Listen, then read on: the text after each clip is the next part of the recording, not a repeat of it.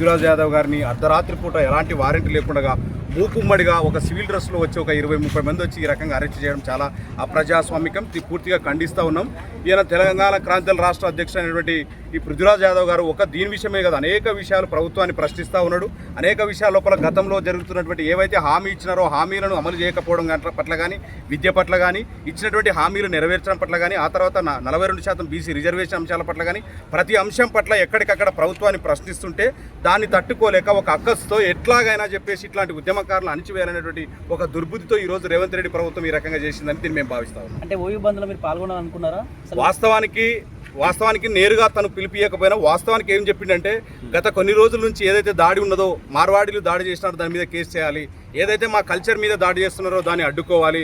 అందరూ అట్లే చాలామంది మాట్లాడుతూ ఉన్నారు. ఎందుకోసం అంటే ఈరోజు ఒక నిజంగా మనము వ్యాపారాల పేరు మీద వచ్చినటువంటి వాళ్ళు కాదు. వాళ్ళు అట్లా అనుకుంటే బ్రిటిష్ వాళ్ళు ఈస్ట్ ఇండియా కంపెనీ స్థాపించి వ్యాపారం పేరు మీద వచ్చి భారతదేశ అధికారాన్ని ఏ రకంగా చేజిక్కించుకున్నారో ఈ రోజు ఆయా రాష్ట్రాల లోపల మార్వాడీలు వ్యాపారం పేరు మీద చొరబడి ఈరోజు ప్రభుత్వాలని శాసించే స్థాయికి ఆయా ప్రభుత్వాలకు ఆయా పార్టీలకు ఫండింగ్ ఇస్తూ ఈరోజు మొత్తం కూడా అన్ని వ్యవస్థలను వాళ్ళ చేతుల్లో పెట్టుకుని ఇక ఉన్నటువంటి అస్తిత్వాన్ని దెబ్బతీస్తున్నటువంటి క్రమంలో మాట్లాడినటువంటి పృథ్వీరాజ్ యాదవ్ గారిని ఈ రకంగా అక్రమంగా అరెస్ట్ చేయడం అనేది చాలా ప్రజాస్వామ్యం. ఎవరైతే ఆ డిబేట్లో పాల్గొన్నటువంటి ఆ మార్వాడి వ్యక్తి 2000 ఉంటే తాయి పడుకుంటారు తెలంగాణ అంశం పైన పెద్ద ఎత్తున మాట్లాడారు.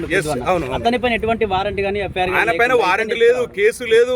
మేము లేకపోతే ఎలా బతుకుతామని ఆయన పైన కేసు లేవు. మొన్న అదే అక్కడనే ఉన్నటువంటి ఇంకొక మార్వాడైనా మేము లేకపోతే మీకు పనిచేటోళ్ళు ఎవరు అన్నాడు. ఒక ఆయన అన్నాడు మీరు తాగి పండుకుంటారని ఒక రకంగా అన్నారు. మరి ఈరోజు తెలంగాణ రాష్ట్రానికి ముఖ్యమంత్రి అయినటువంటి రేవంత్ రెడ్డి గారు, ఏనాడు జై తెలంగాణ అయినటువంటి రేవంత్ రెడ్డి గారు మరి తెలంగాణ అస్తిత్వాన్ని గుర్తిస్తున్నాడా లేదా అనేది ఒకసారి ఆలోచించాల్సిన అవసరం కూడా ఉంది.